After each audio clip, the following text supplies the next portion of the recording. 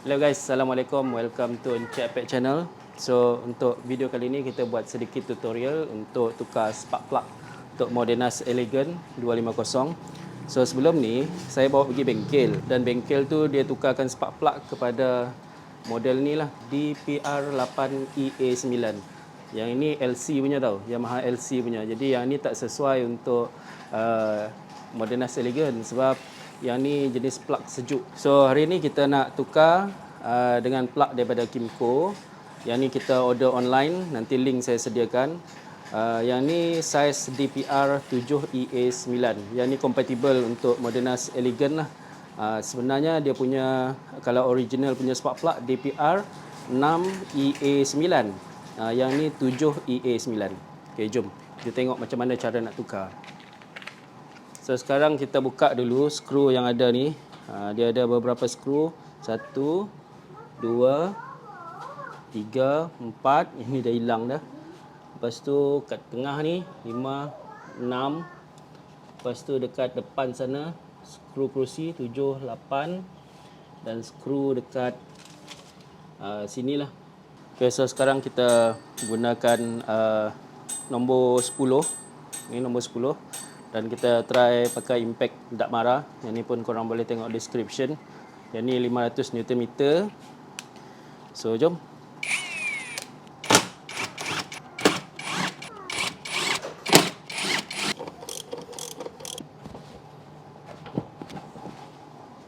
Okay, kita lepaskan kita punya seat.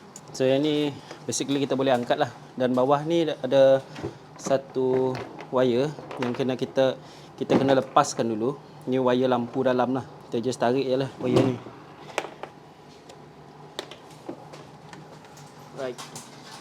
Okay, plug kita sekarang dia duduk dekat ni bahagian ni. Ni dia punya kepala plug. Okay. Kita cabut dulu dia punya kepala plug ni. Okay. Ni kita dah lepaskan dia punya kepala plug. Dan bawah tu dia punya plug lah. Kalau korang tengok, kita kena gunakan dia punya tool lah yang disediakan dalam bonet motor tu.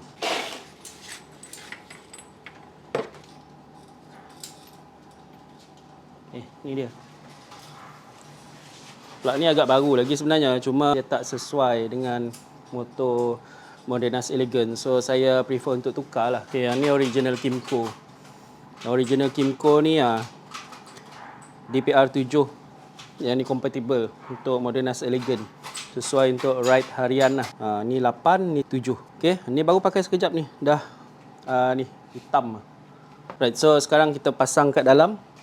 Guna tangan dulu.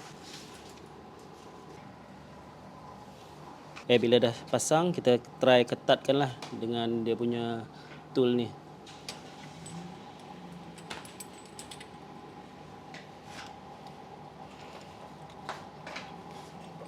Ketatkan ke kanan lah guys.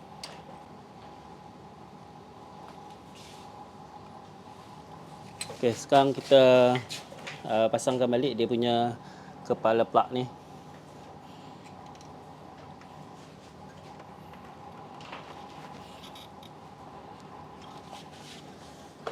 Kita try start lah guys.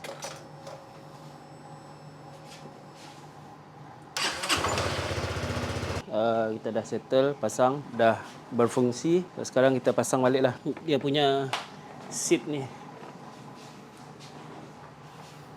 Dan kita connect balik dia punya wire ni.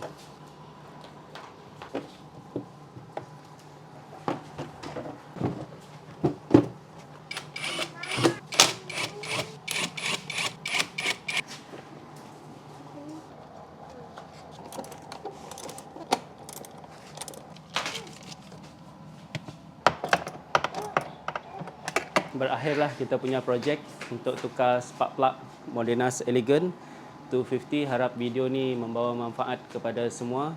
Sampai kita bertemu lagi di next video. Assalamualaikum. Bye bye.